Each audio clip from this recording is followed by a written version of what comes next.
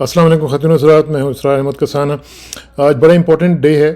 एक तो रैली आपको पता है कि दोबारा उसकी कॉल आ गई है ज़मान पार्क से, और हम देख रहे हैं कि वहाँ पे दूसरी तरफ फिर एक दफ़ा 144 लगा दी गई है, दफ़ा 144, और साथ तैयारियाँ कर ली गई हैं। रेंजर्स को बुला लिया गया है। अब क्या प्लान है इसकी ज़रा थोड़ी सी जांच करने की कोशिश करेंगे।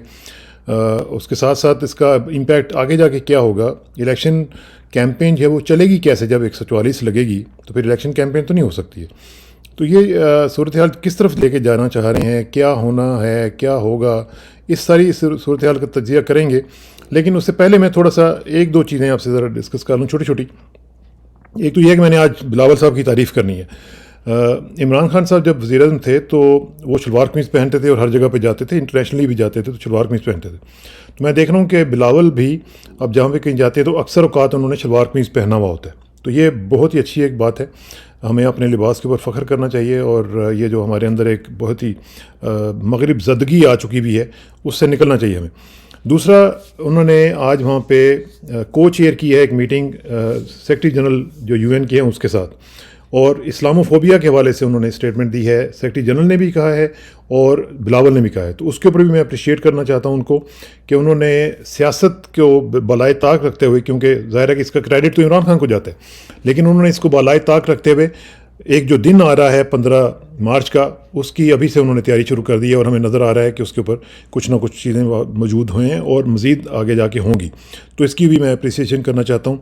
और साथ साथ जो मुख्तलिफ़ चीज़ें चल रही हैं दूसरी, उनकी भी बात करेंगे। और इन तमाम उमूर पर गुफ्तगू करने के लिए हमारे साथ मौजूद हैं जनाब शोएब मरगूब साहब, सीनियर साफ़ी, हमारे बड़े भाई हैं और बहुत ज़बरदस्त काम कर रहे हैं इस वक्त। शोएब भाई, थैंक यू वेरी मच जी, बहुत शुक्रिया आपके टाइम का जी। शोएब भाई, मैं आपका कमेंट चाहूँगा। एक तो थोड़ा सा मुझे, चूँकि आप इंटरनेशनली बड़े चीज़ों को माइन्यूटली कवर करते हैं, ये जो डील हुई है, चाइनीज़ ब्रोकर डील हुई है ईरान और सऊदी अरब की, और वो इतनी ज़बरदस्त डील हुई है कि जिसके बारे में कहा जा रहा है कि 2 महीने के अंदर अंदर उनके डिप्लोमेटिक रिलेशंस जो हैं वो शुरू होंगे, और बाकी आपस में ताल्लुकात होंगे, और एक दूसरे के ख़िलाफ़ कोई इस तरह की एक्शंस वो जिस तरह लेते रहते हैं वो नहीं होगा, रुक जाएगा। चाइना के अंदर ये डील हुई है, और उसकी जो वाइब्रेशंस हैं, जो उसकी तकलीफ़ है, वो वाशिंगटन में महसूस की जा रही है। तो इसके ऊपर आप इसको किस तरह देख रहे हैं जी? प्लीज़ इस पर बात कर लेते हैं, फिर बाकी हम शुरू कर लेंगे जी इंशाल्लाह। शुक्रिया कसाना साहब। असल में 3 चीज़ें एकदम बड़ी तेज़ी के साथ हुई हैं। एक ये कि इज़राइल के अंदर से आवाज़ें उठ रही हैं कि जो लिबरल एक था तबका, बहुत अरसे से दबा हुआ था, एकदम वो भी मंज़र-ए-आम पे आ गया, क्योंकि ऑर्थोडॉक्स गवर्नमेंट वहाँ पे बसेदार आ गई। दूसरा ये हुआ कि इज़राइल अब यूनाइटेड नेशन में प्लस अमेरिका में अपनी वो वाली हिमायत खो रहा है जो काफ़ी अरसे से हासिल कर चुका हुआ था। तीसरी चीज़ ये हुई कि ईरा जो आपने भी कहा कि ईरान और सऊदी अरब की डील चाइना ने करवाई, क्योंकि एक नया ब्लॉक बन रहा है, और खुद इंटरनेशनल एक रिसर्च आई थी, यूनाइटेड नेशन के इदारों की मदद से की गई थी। वर्ल्ड बैंक का डाटा इस्तेमाल हुआ था, जिसमें उन्होंने कहा था कि अमेरिका जो है एक वेनिंग सुपर पावर है, और चाइना जो है वो इकोनॉमिक और प्लस पॉलिटिकल सुपर पावर बनने वाला है। अच्छा, इसके पस मंज़र में यही सारी एक जो खित्ते में रीजनल चेंज आ रही थी, वो इसके पस मंज़र में थी कि ईरान के साथ डील करके 6 साल के जो तनाज़ात पूरे उरूज पर थे, वो अब तकरीबन ज़ीरो हो गए, और इसराइल खुद भी इस पे हैरान है कि ये क्या हुआ? अभी तक तो देखा ना, खुली छूट थी इसराइल को कि अगर वो मिडल ईस्ट पे कोई एक्सेस करता है, जैसा कि आपने देखा कि पिछले दिनों उसने बेतहाशा हमले किए, अपना लिब्नान पर भी किए, उसके बाद शाम पर भी किए, 2-3 दिन पहले भी किए, और खुद इसराइल के अंदर जो फ़लस्तीनी आबादी हैं, उन पर उनके जो सेटलर्स हैं, वो हमले कर रहे हैं। तो ये हमले इस खबर के आने के बाद से एकदम रुक गए हैं, उनमें कमी आ गई है, और मेरा ख़्याल है कि इससे खुद फ़लस्तीन को भी सहारा मिलेगा, इससे रीजनल चेंज आएगी। आप देखें कि मुत्तहिदा अरब इमारात, जो फ्रंट लाइन स्टेट समझा जाता है अमेरिका का, उसने भी सपोर्ट कर दिया है कि हम इसके साथ हैं, और ये बहुत अच्छी डील है, जिससे खित्ते में अमन कायम होने में मदद मिलेगी। और इससे हमारे अंदर के मतलब जो पाकिस्तान की अपने दाखिली सूरत-ए-हाल है, उस पर भी बहुत अच्छा इम्पैक्ट आएगा। क्योंकि हम भी उस खलीज की सूरत-ए-हाल का सामना करते रहे हैं कि जो वहाँ तनाज़ात होते थे, वो हमारे यहाँ भी इम्पोर्ट या एक्सपोर्ट वहाँ से हो जाते थे। तो ये एक बड़ी मल्टी डायमेंशनल किस्म की, जिसमें चाइना को जो एक कंटेन करने की कोशिश हो रही थी कि ऑकस के ज़रिए से, इंडो पैसिफिक सही। मूवमेंट के ज़रिए से चाइना को कंटेन करेंगे, वो नहीं कर सके। आपने इशारतन ये बात कही कि उसका पाकिस्तान को भी बड़ा फायदा होगा। पाकिस्तान ने जी, इसमें, जब प्राइम मिनिस्टर इमरान खान थे तो उन्होंने कोशिश भी की थी इस मामले में मामलात को हल करवाने की, लेकिन जाहिर है कि या वो फिर हमारे कुछ और भी मामला चल रहे थे डोमेस्टिकली भी। तो इस लिहाज से क्या दोनों जो ब्रदर ममालिक हैं, जब उनके टेंशन्स ठीक होंगी तो पाकिस्तान किस तरह इससे फ़ायदा उठा सकता है जी? देखिए, पाकिस्तान के पेट्रोलियम प्रोडक्ट के मसले बड़े हैं। आप देख रहे हैं ना कि पेट्रोल की कीमतें बेतहाशा बढ़ रही हैं और ईरान से पाकिस्तान पेट्रोल 2 वजूहात पे नहीं खरीद सका। एक तो सैंक्शंस थी, दूसरा ये है कि जब सैंक्शंस नहीं भी थी, तब भी सऊदी प्रेशर था कि हम उनसे ना खरीदें, मिडल ईस्ट का भी प्रेशर था कि हम उनसे पेट्रोल ना लें। अब ये कि ये इस प्रेशर में लाज़मी तौर पर कमी आएगी। अभी हमें एक चीज़ समझ नहीं आ रही, जो लोगों को ख़ास तौर पर ये जो साबका हुकूमत के हामी हैं, पीडीएम के हामी हैं, वो इस चीज़ को देख नहीं रहे कि जो आसिफ ज़रदारी साहब ने मुआहदा किया था ईरान से गैस की खरीदारी का, उसकी हम पेनल्टीज़ देने के मरहले में दाखिल हो चुके हैं। इमरान खान ने जब वो गवर्नमेंट में थे, तो उन्होंने ईरान के साथ डील करके इस गैस पाइपलाइन में एक्सटेंशन करवा ली हुई थी, क्योंकि ईरान अपनी इसमें इन्वेस्टमेंट कर चुका है। पाकिस्तान ने बाद में ये बहाना लगा दिया कि इस पे हम यूनाइटेड नेशंस की और अमेरिका की सैंक्शंस है, इसलिए हम नहीं जाएँगे। तो अगर सैंक्शंस थी, तो मुआहदा क्यों किया था कि इसकी ईरान को पेनल्टी देने के लिए? तो उनकी कोशिश थी, लेकिन इसमें बहरहाल थोड़ा-सा इंप्रेशन ये भी था कि सऊदी अरब के $3 बिलियन हमारे खज़ाने में जमा थे, मिडल ईस्ट के भी कुछ और मुल्कों के भी थे और बीच में ईरान के साथ डील ना होने के थे। इससे हमारे ऊपर ख़ास तौर पर जो पॉलिटिकल के अलावा जो इकोनॉमिक्स बर्डन है, उसमें भी कुछ कमी आएगी। अच्छा, ये तो बड़ी अच्छी बात है, अल्लाह करे कि ऐसा हो सके।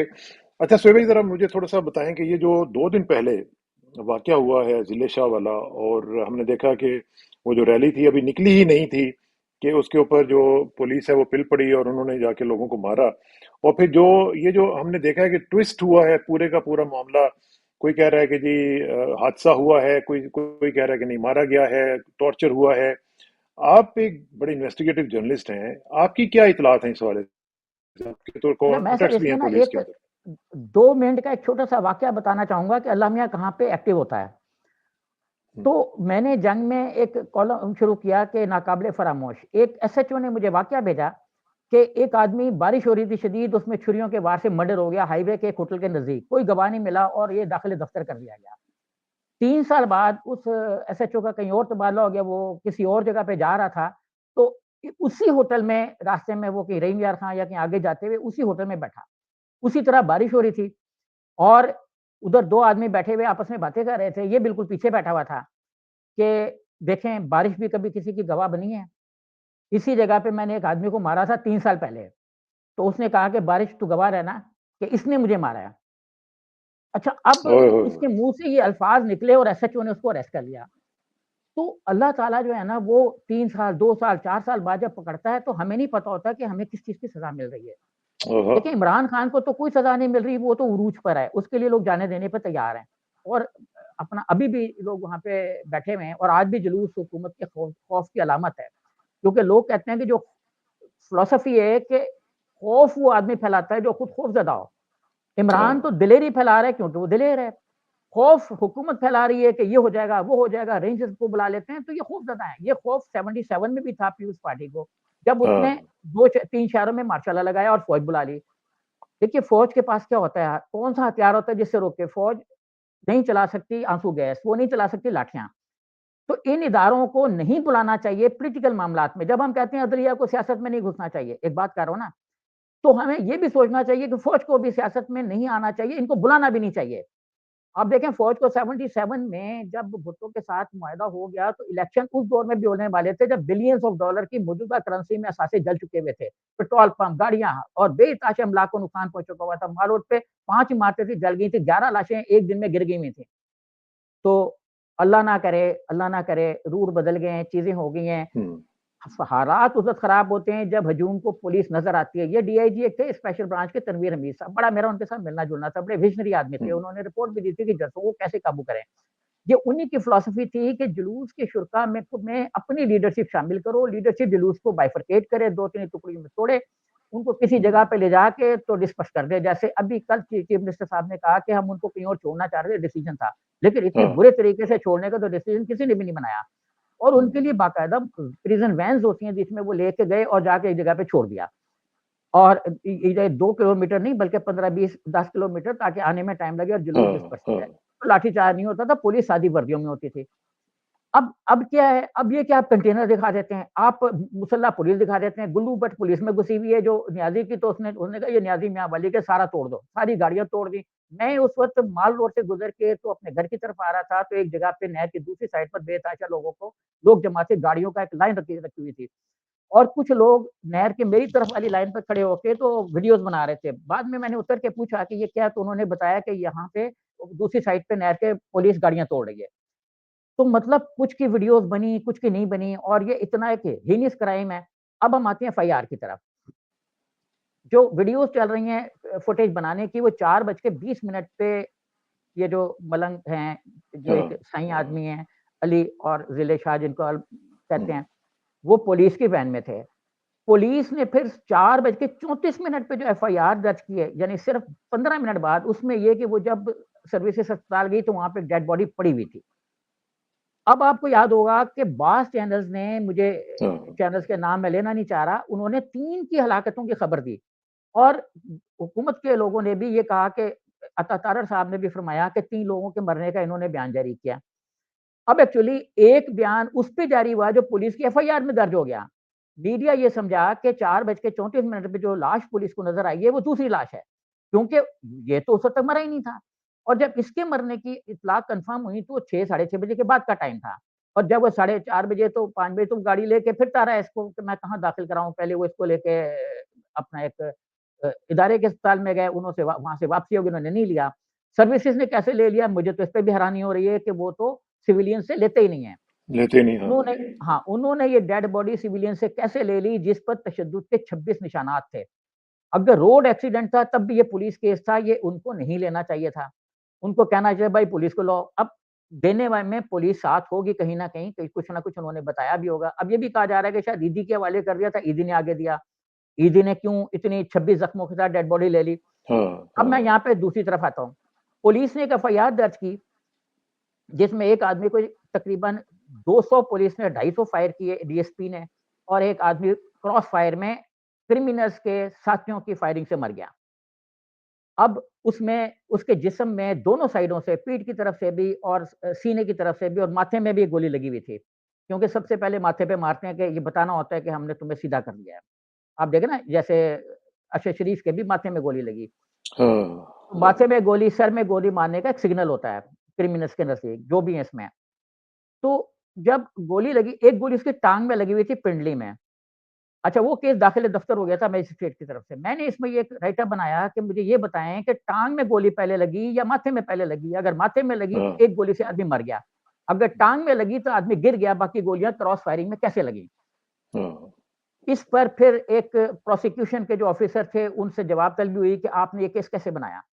अब इसमें भी आप सर देखें कि अगर एक्सीडेंट हुआ तो जो डाले साहब थे उन्होंने भी सेंसिटिव पार्ट्स को हिट किया। मतलब डाला गाड़ियाँ जो बहुत हैं बहुत बहुत इंटेलिजेंट था। डाला जो है वो इतना समझदार था, हँसना तो नहीं चाहिए, मुझे तो इस चीज़ पे हँसी आ रही है केस पे, वरना ये केस तो इंतहाई हाँ, संजीदा और शर्मनाक है।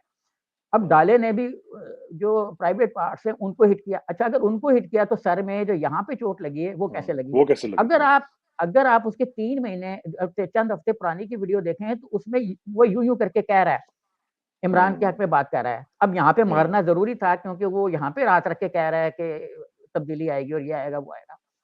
अब आप देखें कि हाँ, उनके बाजू पे हाथ पे यहाँ पे ज़ख्म नहीं आना चाहिए हुँ, था, हुँ। अगर प्राइवेट पार्ट पे चोट लग गई। अच्छा, अगर यहाँ पे चोट लग गई, तो हाथ पे ज़ख्म नहीं आना चाहिए था क्योंकि आदमी तो फिर सर पे चोट लगने से गिर गया। दूसरी बिल्कुल। चीज़ ये कि डाले की कोई ऐसी ऊँचाई नहीं है जो यहाँ पे उसके ज़ख्म को गहरा और एक पॉइंट पे सर्कुलर टाइप बना दे। कार का ज़ख्म जो है अगर स्क्रैच से लगा या कार ने उसको रोल किया तो फिर लगा, तो फिर वो एक इस तरह की शक्ल में होना चाहिए था स्क्रैप की अपना छीलने की और लंबा ज़ख्म होना चाहिए था। ये ठीक। गोल-गोल और किसी चीज़ के पिन पॉइंट होके लगने से हैं। तो एफआईआर का इंदराज बहुत से सवालात को छोड़ता है, इनको कैसे पता लग गया इल्हामी सलाहियतों की मालिक पुलिस को कि ये अपना 4-34 पे पता लग गया कि किसी की मौत हो चुकी हुई है। अच्छा, इन्होंने कहा कि वॉशरूम के लिए लोग वहाँ पे उतरे, तो नहर पर कौन-सा वॉशरूम है जहाँ पे ये लोग उतरे? फिर ये बताया गया इन्होंने गाड़ी को खड़ा कर लिया मस्जिद खिज़रा के सामने कि शायद वहाँ पे खड़ी हुई थी, वहाँ पे लोग उतरे। मस्जिद खिज़रा से जहाँ की गाड़ी की फुटेज चल रही है, वहाँ से पैदल का डिस्टेंस 10 से 15 मिनट का है अगर वो स्लो जाए। जो आदमी पुलिस के वैन से भाग रहा है, वो तो बहुत तेज़ी से भागेगा। अब ये भी कह रहे हैं कि उस फुटेजेज़ में जो गाड़ी की आई है, उसमें पैदल लोग चलते हुए दिखाई दे रहे हैं। वो यकीनी तौर पर वही लोग हो सकते हैं, जिनको पुलिस ने छोड़ा होगा। अच्छा, अगर वो लोग हैं, तो उनमें किसी फुटेज में ज़िल्ले शाह साहब नहीं हैं। हाँ, अगर आप उनकी जो खुद आईजी की प्रेस कॉन्फ्रेंस में दिखाएगी, उसमें गाड़ी के साथ कुछ लोग जा रहे हैं, जहाँ पे हाँ, बकौल उनके उनको डेड बॉडी मिली। अच्छा, अब इतने सेंसिटिव एरिया में जहाँ पे गाड़ी की फुटेज बन रही है, वहाँ पे कोई आम आदमी डेड बॉडी को कैसे फेंक सकता है? हुँ, मतलब वही आदमी फेंक सकता है जो ताकतवर है।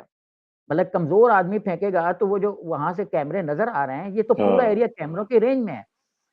आप सर यकीन करें माल रोड के साथ जिमखाना है, जिमखाने पे कैमरे हैं, माल रोड की दूसरी साइड पर जो है वो निम्स है, उसके साथ कैमरे हैं, उससे आगे सारा सेंसिटिव एरिया है, वहाँ पे दरख्तों में कैमरे हैं।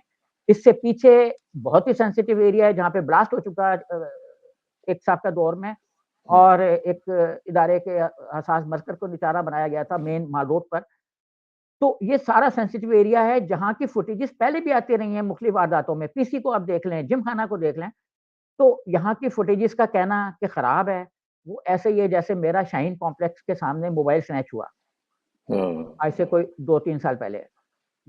स्नैच हुआ, स्नैच होने के बाद सामने जो है वो शाहीन कॉम्प्लेक्स था, उसके कैमरे थे। शाहीन कॉम्प्लेक्स के सामने मेट्रोपॉलिटन बैंक था जहाँ पे स्नैच हुआ, वहाँ कैमरे थे। मेरे सामने जो है वो एलडीए प्लाज़ा में कैमरा मुझे फेस कर रहा था, नज़र आ रहा था। लेकिन सेफ सिटी ने कहा कि मुज़लिम शिनाख्त नहीं हुआ, उसका मुँह पूरा उधर था।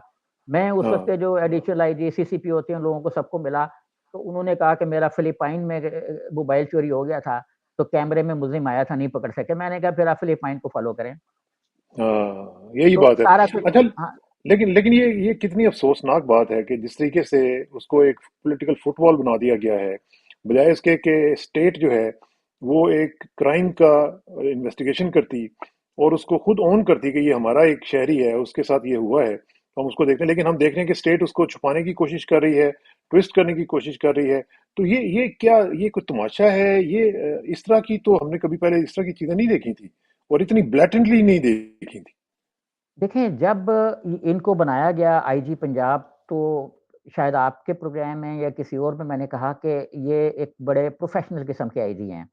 इन्होंने उकाड़ा में एक घरेलू मुलाज़मा का मर्डर हुआ, किसने किया ये नहीं पता था लेकिन उन्होंने उसकी एफआईआर दे दी और ये एक ऐसे शख्स के घर में मर्डर हुआ था जो एक उस वक़्त के जज के सगे भाई थे। तो वो उनकी बहन मेरे पास आती थी, हमने उसपे थोड़ा-सा काम भी किया। वो ये कहती थी कि मुझे भी मार देंगे। उस वक़्त ये उकाड़ा में होते थे ऑफ़िसर पुलिस के और जब इनसे राब्ता हुआ तो मालूम हुआ कि ये एफआईआर दर्ज करवा चुके हुए हैं। उसके बाद ये खुले लाइन चले गए। तो इस एक वाक़ये की वजह से मेरा ये था और मेरे खुद भी बच्चे को अगवा करने की कोशिश हुई जब ये एसपी सिविल लाइन्स होते थे। तो इन्होंने उसी वक़्त एफआईआर देके ऑपरेशन भी करवा दिया था। उस वक़्त क्योंकि नीचे बैंक के बेतहाशा लोग खड़े होते थे। बैंक मीन्स जो ये नोटों का और बॉन्डों का कारोबार करते थे, तो वहाँ पे 2-1 दिन ऑपरेशन भी रहा। तो मुझे इन 2 वाक़यात की वजह से ये उम्मीद थी कि ये स्टैंड कर जाएँगे जो स्ट्रक्चर है हाँ, इस वक़्त एडमिनिस्ट्रेशन का उसके खिलाफ। लेकिन कल जैसे इन्होंने प्रेस कॉन्फ्रेंस में बातें हुँ, की तो मुझे लगा कि ये कोई सियासी लीडर हैं और हाँ, फोरेंसिक के भी माहिर हैं, हर चीज़ के माहिर हैं, लेकिन उन्होंने एक बात तरीके से नहीं बता सके कि भाई 26 ज़ख्म एक आदमी को कैसे लगे? हुँ, गोलाई की शक्ल में सर क्योंकि हथौड़ा हुँ, लगता है तो गोल होता है। अगर हाँ, आरी मारेगी तो वो होगी और गाड़ी का एक्सीडेंट जो है वो कभी गोल की शक्ल में नहीं होता। हाँ, तो फोरेंसिक की मैंने आपके प्रोग्राम में बात की थी, मैं वो दोबारा करना चाहूँगा। क्योंकि ये फोरेंसिक देखिए ना गाड़ी तो अभी उनको मिले हुए 12 घंटे भी नहीं हुए थे, तो उन्होंने रिपोर्ट तब बना ली कि खून जो गाड़ी में है वो उसी का है। फोरेंसिक बताएगा ना कि खून गाड़ी में है, खून गाड़ी में किसका है। फ गाड़ी तो ये और खून वैसे का वैसे रंग बाय द वे जब हाँ। वो लेके गए बाहर दिखाने के लिए जर्नलिस्टों को, तो वहाँ पे कोई गाड़ी-शाड़ी नहीं थी।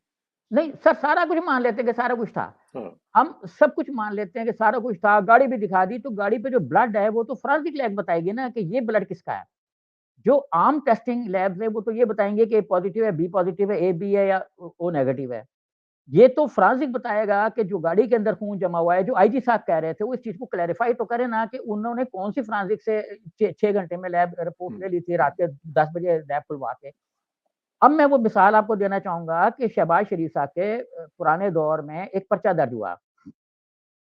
पर्चा हुआ ये कि अपना उस वक़्त नहीं सॉरी मुश्ताक सुखेरा साहब आईजी थे और इमरान खान साहब का शायद दौर था। उस वक़्त पर्चा दर्ज हुआ कि एक आदमी के प्लॉट पर कब्ज़ा कर लिया किसी ने और कब्ज़ा करने के बाद 3 महीने के अंदर-अंदर उस आदमी का केस मुस्तरद हो गया मातहत अदालत से भी और हाई कोर्ट में चला गया और वो आदमी ये रोता रहा कि मैं बाहर हूँ। और चंद दिनों के अंदर-अंदर फोरेंसिक लैब ने रिपोर्ट दे दी कि वो आदमी जो 7 मार्च को बैरून मुल्क चला गया है, उसकी रिपोर्ट अप्रैल-मई में आ गई कि वो मुल्क में मौजूद था जब उसने 9 मार्च को मुआहदा किया। तो सर फोरेंसिक लैब ताकत के जो नशे होते हैं, उसके नीचे होती उसके है। साथ हमें उस पर जो एतबार 100% नहीं करना चाहिए। खुद हुकूमत भी कहती रही है कि जब जब ये एफिड्रीन का हुआ था, तो उस पे जो अपोज़िशन हाँ, थी यानी नवाज़ मुस्लिम लीग नून वो ये कहती रही थी कि टेस्ट बाहर से होने चाहिए कि एफिड्रीन है कि नहीं है। हाँ, हर हाँ, हुकूमत ये कहती है कि इसका टेस्ट बाहर से फोरेंसिक ऑडिट इसका बाहर से होना चाहिए। तो हम भी कहते हैं कि हर चीज़ का फोरेंसिक ऑडिट बाहर से होना चाहिए। अच्छा बाहर एक से बात मैं और यहाँ पे करना चाहूँगा वो जी, शायद कहीं रह ना जाए, ये बड़ा शोर कर रहे हैं कि यूनाइटेड नेशन ने क्यों एतराज़ किया? हाँ, अक़वाम मुत्तहिदा के मातहत इदारों ने क्यों एतराज़ किया? क्यों आलमी अदालत इंसाफ़ ने एतराज़ कर लिया? क्यों आलमी अदालत के इंसाफ़ ने उसकी हियरिंग माँग ली कि ये आदमी कैसे मर गया है? हुँ, देखिए, ये कम इल्मी का नतीजा होता है जब लोग ऐसी बातें करते हैं। आलमी अदालत इंसाफ़ ने रोहिंग्या के मुसलमानों का केस लिया। आलमी अदालत इंसाफ़ में इस वक़्त ज़ेर-ए-समाअत है। आलमी अदालत इंसाफ़ इसराइल पर जंगी जराइम के मुकदमे चला रही हाँ, है, जो प्रोसिक्यूटर को तैनाती मिल चुकी हुई है। अपना जो इसके पुराने जो थे डोनाल्ड ट्रंप उनके ज़माने से डोनाल्ड ट्रंप ने ये थ्रेट भी किया था कि हम हाँ, इस जो औरत हैं वो अफ्रीकी मुल्क की थी, हम उनको वीज़ा नहीं देंगे अपने यहाँ इन्वेस्टिगेशन के लिए हुँ, यूनाइटेड नेशन की बिल्डिंग में घुसने का। तो वो भी कर रहा है। उसके बाद सर यूनाइटेड नेशन के ज़ैली इदारों ने रिपोर्टें ऐसी जारी की हुई हैं कि इंडिया में लोग जर्नलिस्ट एहतियात करें कि पुलिस उनको किस-किस हुँ, तरीके से धर सकती है। बाकायदा एक जैसे गाइडलाइन जारी होती है ना किसी मुल्क के बारे हाँ, में, बिल्कुल, इंडिया बिल्कुल, के बारे बिल्कुल, में यूनाइटेड नेशन के ज़ैली इदारे गाइडलाइन जारी कर चुके हैं कि बड़ा खौफनाक मुल्क है, लॉलेस लॉ को बड़े हाँ। बेदर्दी से इस्तेमाल करता है। अच्छा सर इसी तरीके अभी से देखे ना, अभी इंडिया वो होली पे होली के मौके पे जो उन्होंने हाँ, जापानीज़ टूरिस्ट के साथ लड़की के साथ किया है, तौबा इस्तग़फ़ार, ये दिल्ली का अनबिलीवेबल। इंसिडेंट है हाँ, और उस पे भी यूनाइटेड नेशन के ज़ैली इदारों ने बड़ा किया है और चूँकि इंडिया ने नहीं माना आलमी अदालत इंसाफ को कुलभूषण केस में, हुँ, उसका दायरा-ए-कार अपने यहाँ नहीं एक्सेप्ट किया। हमारे यहाँ उस वक़्त जो प्राइम मिनिस्टर थे नवाज़ शरीफ साहब, उन्होंने कह दिया कि हम आलमी अदालत इंसाफ के दायरा-ए-कार को इन्वेस्टिगेशन के एक्सेप्ट करते हैं। तो हमने वो दरवाज़े खोल दिए, हमने ऊँट को कहा कि तू मुँह घुसा ले। अब वो पूरा हाँ, घुसना चाह रहे हैं तो हम रो रहे हैं। भई नवाज़ शरीफ ने तो हुँ, रास्ता दिया था, जब नवाज़ शरीफ साहब ने रास्ता हाँ, दे दिया तो रास्ते खुल गए। खुल गए, अच्छा, हाँ, तीसरी बात ये है कि इंडिया को अगर आप देखें तो अभी वो 150वें नंबर पे आ गया है। बीबीसी के खिलाफ हो रहा है। अभी इंडियन प्राइम मिनिस्टर ने जो ऑस्ट्रेलियन प्राइम मिनिस्टर गए हुए थे इंडिया के दौरे पर, हाँ, उनसे कंप्लेंट की है कि आप अपने मुल्क में जो हमारे हिंदुओं के खिलाफ एक्सेस हो रहे हैं उसको रोकें। और उन्होंने हुँ, कहा है कि लॉ विल टेक जैसे हम कहते हैं ना कानून अपना रास्ता इट्स ऑन लेगा। कोर्स, हाँ, हाँ, ठीक, हाँ, तो उसने भी ठीक, कहा है कि कानून वहाँ पे कोई हाईवे तलाश कर रहा है रास्ता लेने के लिए। ठीक है। अच्छा, अब ज़रा थोड़ा-सा मुझे बताएँ कि आज के इस पे आ जाते हैं जो रैली होने वाली है, इसमें फिर हम देख रहे हैं कि बगैर किसी वजह के उन्होंने फिर 144 लगा दी है और कहा है जी कि आप नहीं निकाल सकते हैं। अब मुझे ये बताएँ कि इलेक्शनियरिंग कैसे होगी? इलेक्शन की डेट आ चुकी हुई है, एक पार्टी जो है वो सारे के सारे जलसे कर रही है, दूसरी पार्टी को रोका जा रहा है और वो जो पार्टी जो जलसे कर रही है वो आजकल एंगल भी बड़े-बड़े ढूँढ रही है कि नए-नए एंगल, अंकल ऐसे होने चाहिए, नया एक इस तरह का सिलसिला होना चाहिए। तो ये एक पार्टी को टारगेट क्यों किया जा रहा है जी? बिल्कुल सही। अच्छा सर, जो तंज़ीम साज़ थे फैसलाबाद के, उन्होंने एक स्पीच में कहा था कि हुँ, आधे पंजाब में मरीम नवाज़ इंतखाबी जलसे कर चुकी हुई हैं। हुँ, इलेक्शन कमीशन के हवाले से आज मुख्तलिफ लोगों ने बयानात उनके अखबारों में इधर-उधर छपे हुए हैं कि इलेक्शन की मुहिम तकरीबन 1 महीना पहले शुरू की जाती है। अब ये हुकूमत ने पता नहीं किस बेस पे नतीजा निकाला कि इलेक्शन की मुहिम जो है वो 4-5 हफ्ते पहले शुरू होती है। इलेक्शन की मुहिम तो इलेक्शन की डेट के अनाउंस के साथ ही शुरू हो जाती है। बिल्कुल, पीएनए बिल्कुल। की मूवमेंट ऐन उधर शुरू हो गई थी जब भुट्टो साहब ने असेंबलियाँ डिसॉल्व कर दी थी। उसके 2 दिन बाद असर खान के घर पे जलसा हुआ था और उसके मज़ीद 1 दिन बाद पीएनए अनाउंस होके तो पूरे मुल्क में जलसे शुरू हो गए थे। तो ये अज़्यूम करना कि इंतखाबी मुहिम का वक़्त नहीं है, बिल्कुल गलत है। मरियम साहिबा वैसे ही इलेक्शन कमीशन को एक्शन लेना चाहिए कि वो इंतखाबी जलसे के लिए स्टेट स्ट्रक्चर को किस खुशी में इस्तेमाल कर रही हैं। देखिए, उनका प्रोटोकॉल जब छा जाता है, जब गाड़ियाँ आगे-पीछे भागती हैं और वो स्टेट का स्ट्रक्चर यूज़ करती हैं, तो ये मिसयूज़ ऑफ पावर है इलेक्शनरिंग के लिए। तो यहाँ पे इलेक्शन कमीशन अपनी खामोशी इख्तियार कर रहा है और वज़ीर इत्तला साहब जो हैं वो देखिए हमने आपने एक पुराने सवाल में पुराने उसमें सवाल किया था प्रोग्राम में कि क्या उम्मीद है? तो मेरा ये नज़रिया था कि स्ट्रेट फॉरवर्ड आदमी है, बहुत उम्मीद है। लेकिन वो स्ट्रेट फॉरवर्ड जो है वो शायद हाईवे का रुख किसी और तरफ हो गया।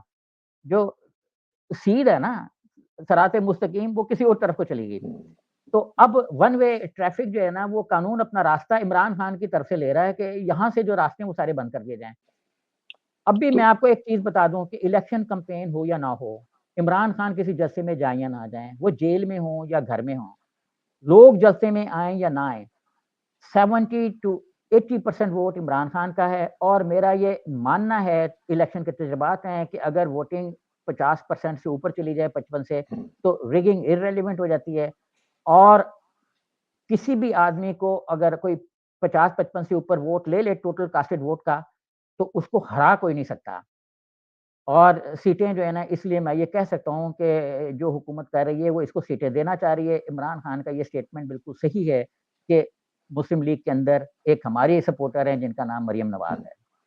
लेकिन साथ ही हम ये भी देख रहे हैं कि जो इदारे हैं मुख्तलिफ, वो ख़ास तौर पे जो हमारे एक एस्टेब्लिशमेंट का इदारा है, वो लगता यूँ है कि उन्होंने ये तय किया हुआ है कि इमरान खान को किसी न किसी तरीके से बाहर नहीं निकलने देना, उसको कर्टेल करना है, उसको कट टू साइज़ करना है और पीटीआई की हुकूमत जो है वो उसका सवाल ही पैदा नहीं होता, बल्कि इलेक्शन का भी सवाल ही नहीं पैदा होता। कुछ लोग जो हमें बता रहे हैं वो कह रहे हैं कि इलेक्शन होगा ही नहीं। हाँ, ये तो देखिए कल उन्होंने कहा है चीफ मिनिस्टर ने एक सवाल के जवाब में कि इलेक्शन के लिए 30 की तारीख तय हो चुकी हुई है।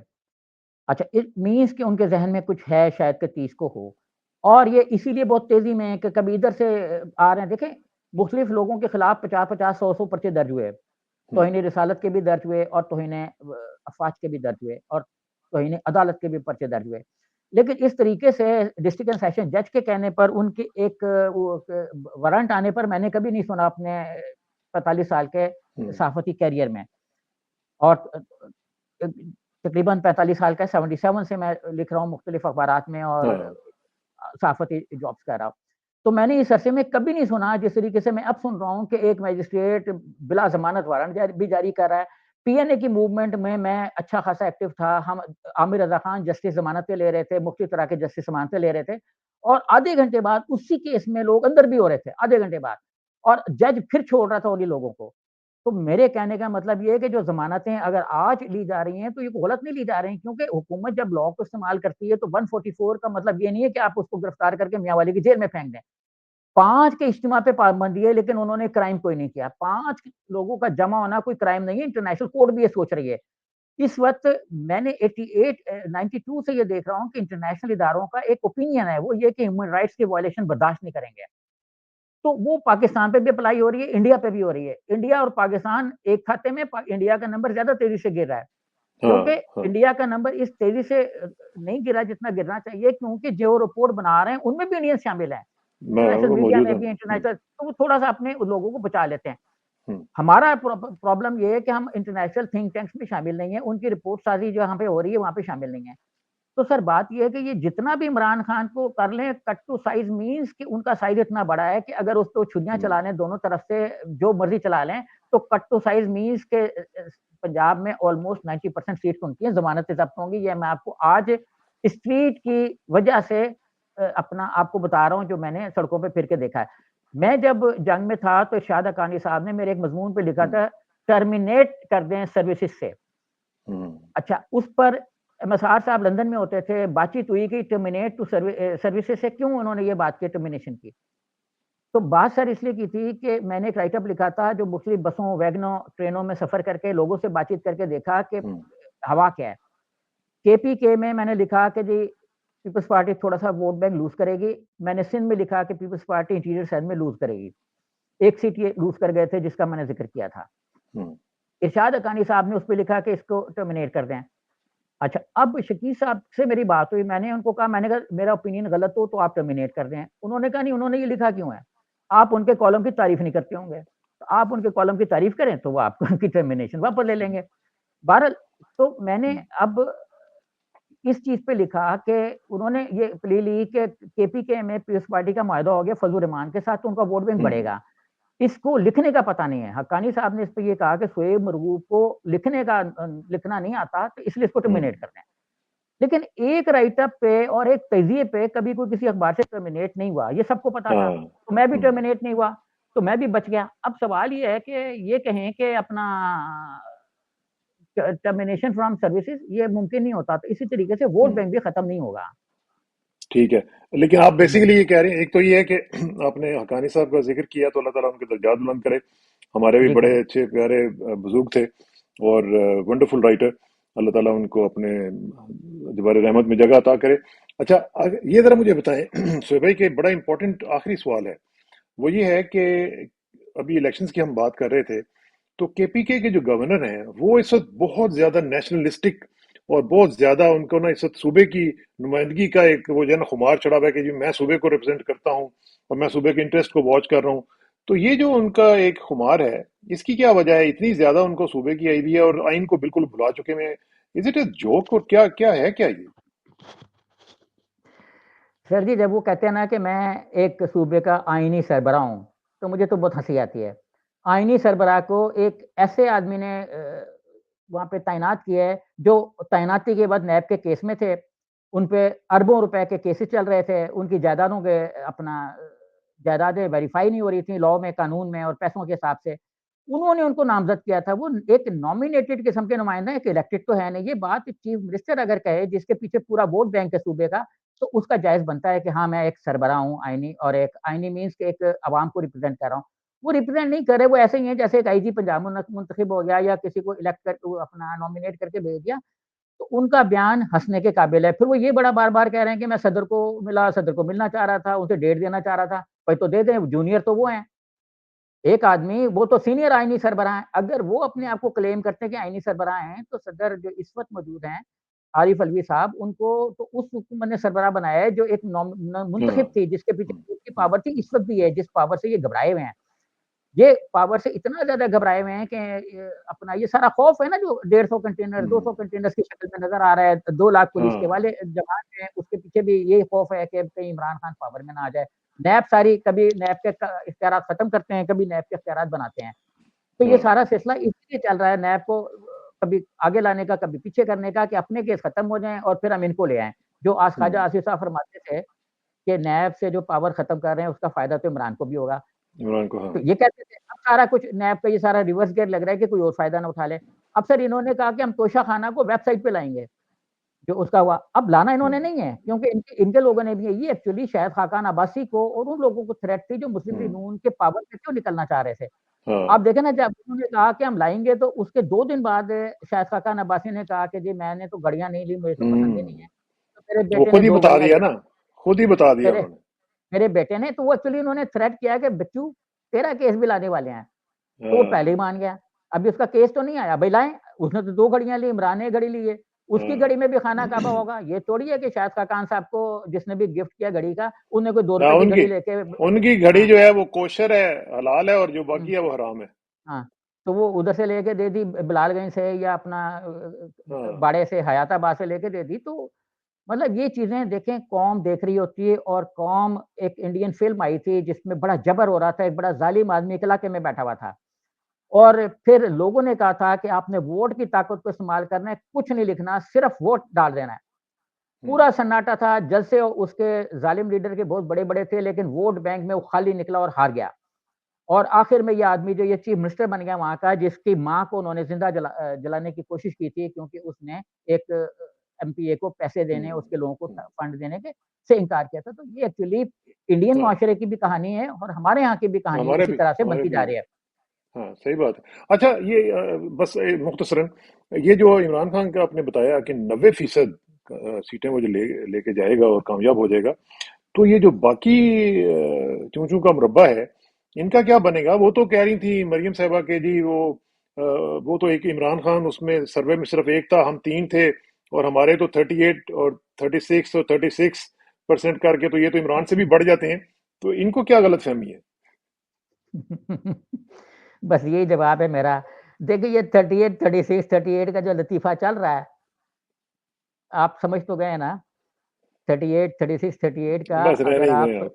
हाँ, तो वो जो लतीफ़ा चल रहा है, ये व्हाट्सएप ग्रुपों में चल रहा है, इनको समझदारी के साथ जवाब देना चाहिए था। इनका वोट बैंक इतना है भी नहीं, ना सर्वे में इतना है। फजलुर रहमान साहब पंजाब में कभी एक निशिस्त नहीं जीते। मैं जब बात कर रहा हूँ ना 90% की, तो पंजाब के रेफ़रेंस से कह रहा हूँ। तो हुँ। और पंजाब में से 90% आ गया, तो इनको बाकी तो तो सिंध में फिर इनको सारे जो हाँ, जितनी हाँ, जितनी मर्ज़ी रिगिंग कर लें, तो केपीके को भी ये नहीं रोक सकते। हाँ, तो सर बात ये है कि इस वक़्त पोज़ीशन ये है कि एक पॉलिटिकल साइंटिस्ट ने उन्होंने कहा है कि इलेक्शन में मतलब उम्मीदवारी में, इंतखाबात में कोई दूसरी पोज़ीशन नहीं होती, कोई दूसरी पोज़ीशन नहीं होती।